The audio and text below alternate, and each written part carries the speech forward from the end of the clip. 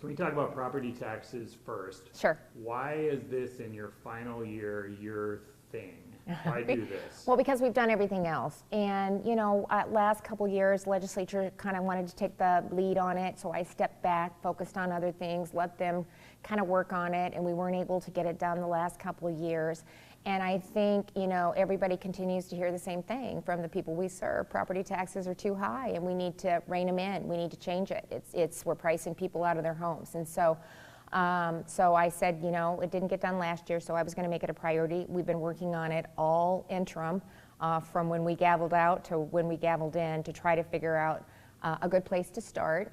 And, when we started, Dave, we were even going to take a look at the school funding formula because they're so intertwined and it's 45 to 50% of the tax bill. And so, as I say all the time, there's really very few levers that we can pull that doesn't have an offset like on school cost or on property tax if we bring that down. It just got to be too much, really, so we've kind of pulled out the school piece, and that's something they'll have to look at going forward. The funding formula is just a nightmare. Everybody agrees. I don't care what party you are. It's so complicated. It needs to be easier to understand, but again, it's not an easy thing to do. So I'll leave that to somebody else to take on, but really focused on just property tax relief in general.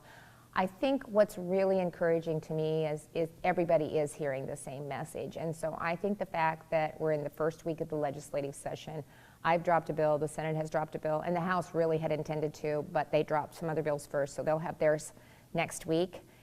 So I think that's a pretty clear indication that people are serious about getting something done this year. So I look forward to working with my colleagues and kind of figuring out where we have some consensus, what we think we can get done, and move a property tax reform bill forward.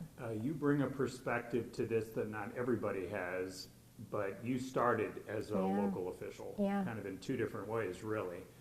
So how does that perspective guide you when you're talking about making the decision of the state kind of coming in here and changing a system that impacts locals? Yeah. How does that perspective? Well, I've tried. First of all, there's not mandates in it. We're capping growth, and so that will give them the flexibility to figure out how they prioritize what's important. Look for opportunities to share services. Look for opportunities to reduce cost. To really have those conversations at the local level, just like we have at the state level. That's what I've been working on for the last, since we did realignment. And we're seeing significant savings because of that. We're better at what we're doing because of that. We're getting Iowans services faster and saving money in the long run.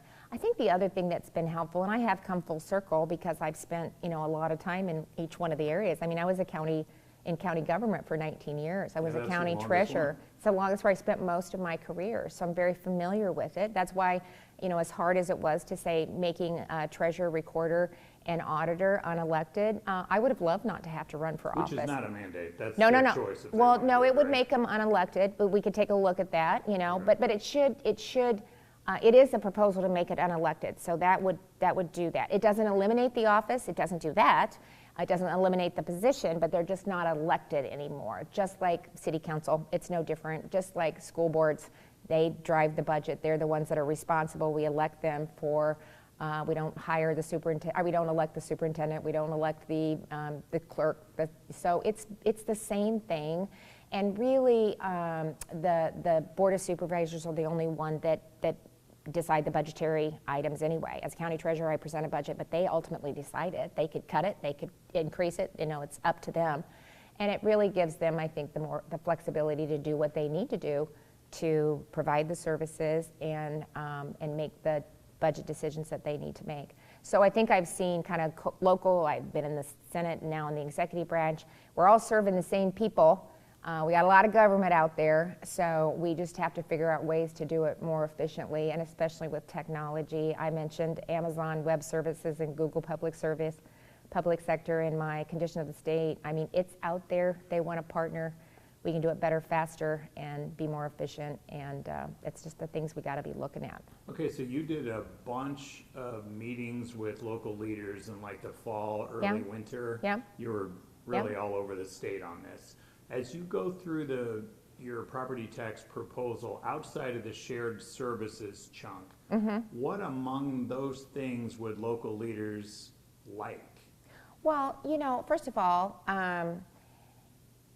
they would recommend to me, we need more flexibility to be able to do things like unelected, looking for how we can share, but it'd be easier if you just mandate that. A Doge had in part of their report, that was one of the things. More like saving money. Yeah, so we talked about just what other counties are doing. I talked about the things we've done at the state. A lot of times they would say, well, could you get those examples to us? We'd be willing to take a look at it. It was about having a conversation, showing them. We showed the graphs. If you go online to the website that I talked about, it shows every county, every city, the property tax growth, inflation, assessment, and then population. And so we would show them that graphs and say, look, we got to do things differently. This is not sustainable. We're trying to grow rural Iowa. We're taxing people out of their homes. And so we have to figure out how we can be more effective at what we're doing and still provide the services that we need to provide. A lot of counties talked about, they contract with their local hospital to provide public health services instead of having that in that in the county office. We talked about the example in Scott County where there was waste management, how they provided it and that was $18 million of savings annually. So there's some great examples out there, but as long as they use the process that they use, which is completely different than what we do here at the state. At the state, I have the REC that looks at the budget and they set the amount that we can spend, and then there's the limitations on that, but here's the max. And then you have to figure out your budgets within those means. And so like my cabinet agencies have lived within the status quo budget for years. They didn't even get a 2% growth. And they had to figure out how to cover the increased cost of health insurance, how to cover the increased cost of salary increases if they were mandated, which a lot of times they were with the structure that was set up. And they've been able to figure out ways to do that moving forward. And we just all have to do that. That's what families do. That's what businesses do. They don't get an automatic, they maybe sometimes get an increase, but not always. Seniors aren't.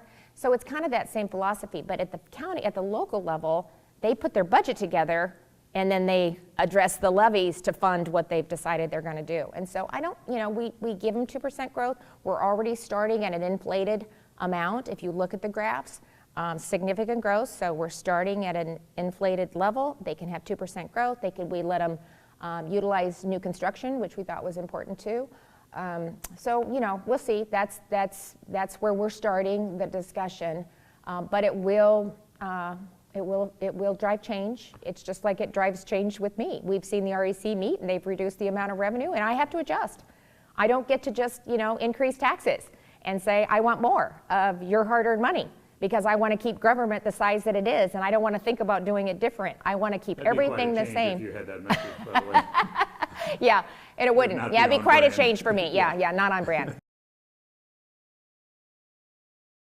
I think they're talking about closing a half dozen schools, something like that. Is this sort of the transformation people should expect to see based on population trends, funding, whatever? Yeah. Like, how do you view districts having to shut down schools? Yeah, well, we kept that out of the equation, so we didn't cap them. We pulled schools out in the property tax reform. So they're not impacted, so they got the 2% SSA state supplemental aid per pupil funding is what I put in my budget.